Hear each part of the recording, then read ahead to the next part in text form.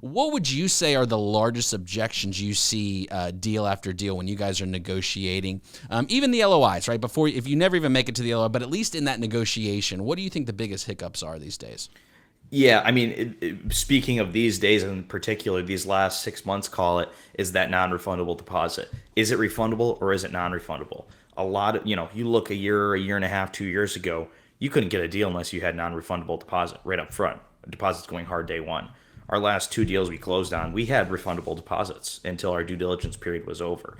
And I think that's a big push and pull because a lot of people, like we're selling a deal right now, and we don't want to go under contract, start to do all this legal work and rack up these attorney fees if the buyer's not going to close. So maybe we'll ask for partial hard money. So maybe we don't want to ask for the full 50,000 hard because again that's negotiating. You got to give and you got to receive a little bit here and there. You give at different points. You're a little hard on others.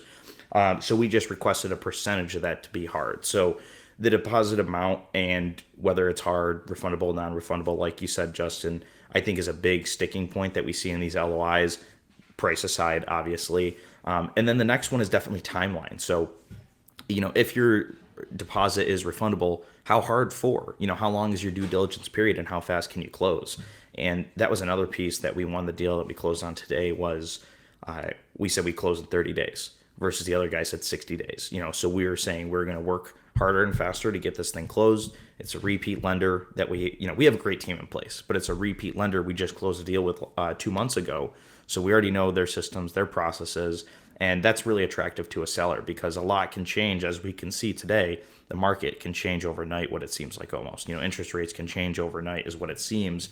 So time kills all deals. So the less we can make the timeline, the more opportunity and the more probability we're going to be able to close on a deal. So if we're saying 30 days we'll close versus someone else's 60 days, there's a lot more probability we're going to close because it's quicker and that due diligence period. So, we said we're going to close in 30 days. We're only going to do a 15-day due diligence. We're going to get in there, do what we need to do. The day we went under contract, we were on site doing our due diligence. So we don't want to push those dates out to 15 days or 30 days on the close. We want to hit those faster. And those are just there to protect us if it's something out of our control.